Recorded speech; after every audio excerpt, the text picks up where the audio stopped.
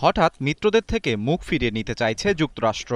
সামরিক সহায়তা কমানোর পথে এগোচ্ছে তারা। পেন্টাগনের নতুন ন্যাশনাল ডিফেন্স স্ট্র্যাটেজিতে এমন প্রস্তাবই তুলে ধরা হয়েছে। ন্যাটো থেকে শুরু করে সব মিত্রের তাই কপালে চিন্তার ভাঁজ। আগের ডিফেন্স স্ট্র্যাটেজিতে যেখানে চীনকে যুক্তরাষ্ট্রের প্রধান হুমকি হিসেবে দেখা হতো, তবে নতুন নথিতে গুরুত্ব দেওয়া হয়েছে যুক্তরাষ্ট্রের মূল ভূখণ্ড ও পশ্চিমা গোলার্ধের নিরাপত্তায়। এই কৌশলে মার্কিন প্রেসিডেন্ট ডোনাল্ড ট্রাম্পের অবস্থান স্পষ্টভাবে প্রতিফলিত হয়েছে। রাশিয়া ও উত্তর কোরিয়ার হুমকি মোকাবেলায় মিত্রদের আরও বেশি দায়িত্ব নেয়ার আহ্বান জানিয়েছে ওয়াশিংটন। মূলত এর ফলে মিত্রদের নিজেদের নিরাপত্তায় ও যুক্তরাষ্ট্রের জন্য হুমকি দেশগুলোর প্রতি নজরদারির বার্তা দিল পেন্টাগন। এদিকে বিশ্লেষকদের মতে ট্রাম্পের দেয়া দাভোসের বার্তাই প্রতিফলিত পেন্টাগনের কৌশলে। ন্যাটোর কড়া সমালোচনা করে ট্রাম্প দাবি করেছিলেন ন্যাটো থেকে যুক্তরাষ্ট্রের কিছু না পাওয়ার কথা। ন্যাটো থেকে যুক্তরাষ্ট্র কখনোই কিছু পায়নি, খরচের প্রায় সবটাই আমাদের দিতে হয়।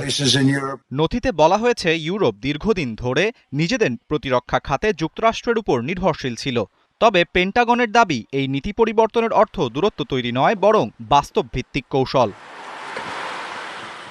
রাশিয়াকে ন্যাটোর পূর্বাঞ্চলীয় সদস্যদের জন্য হুমকি হিসেবে বর্ণনা করেছে পেন্টাগন। চীনের আধিপত্য বিস্তার নিয়ে শঙ্কায় ওয়াশিংটন, তবে চীনের সাথে সরাসরি সংঘাতের আগ্রহ নেই মার্কিনীদের।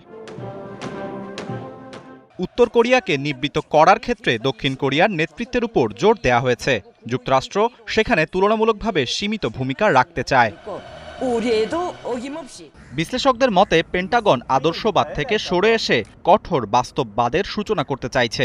আর যুক্তরাষ্ট্রের মিত্রদের জন্য বার্তাটি পরিষ্কার, নিজেদের নিরাপত্তায় এখন আরও বেশি দায়িত্ব নিতে হবে।